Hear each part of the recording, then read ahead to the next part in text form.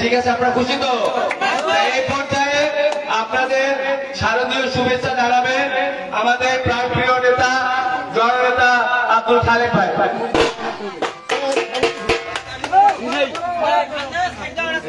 ধন্যবাদ সহ বাংলাদেশ জাতীয় হিন্দু বৌদ্ধ খ্রিস্টান কল্যাণ ফ্রন্টের নেতৃবৃন্দ, পূজা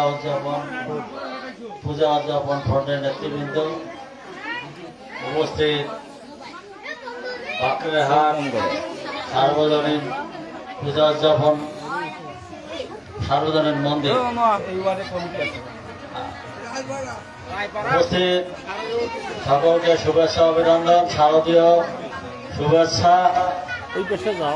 আমাদের ভারপ্রাপ্ত তারেক রহমান বলেছেন, ধর্ম যার যার, রাষ্ট্রটি সবার। এই রাষ্ট্র যুদ্ধ করে শত শহীদের রক্তের বিনিময়ে এই বাংলাদেশ নামক রাষ্ট্রটি আমরা পেয়েছি। এখানে হিন্দু তার জীবন দিয়েছে, মুসলমান তার জীবন দিয়েছে, বৌদ্ধ তার জীবন দিয়েছে। সকলের জীবনের বিনিময়ে আমরা একটি রাষ্ট্র পেয়েছি।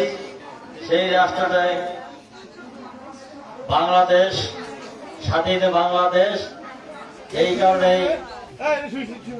কারণেই বলা হচ্ছে ধর্ম যার যার, রাষ্ট্র দিয়ে আমাদের সবার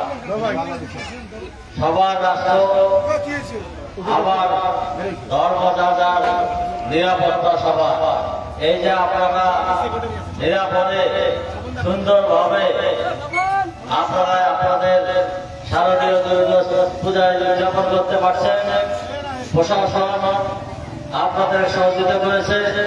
পাশাপাশি আমাদের দলের চেয়ারম্যান ভারপ্রাপ্ত তারেক রহমান আমাদের সকলকে নির্দেশ দিয়েছে আপনাদের পাশে থাকার জন্য, আপনাদের মন্দিরের পাশে থাকার জন্য, যেন কেউ কোন ধরনের ষড়যন্ত্রমূলক ভাবে আমাদের এই ভ্রাতৃপূজন যে সম্পর্ক, এটা যাতে নষ্ট করতে না পারে। ঠিক আছে?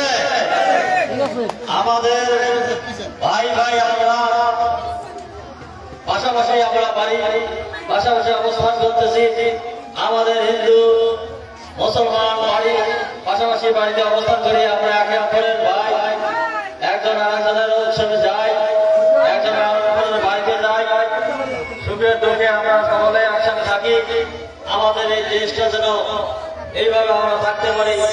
জাতীয়তাবাদী দলের যে আদর্শ, জাতীয়তাবাদী দল এদেশে যাতে শান্তিপূর্ণভাবে সকলে অবস্থান করতে পারে, সকলে যাতে নির্বিঘ্নে তাদের নিজ নিজ ধর্ম যেসব উৎসবকে পালন করতে পারে, বাংলাদেশের যেন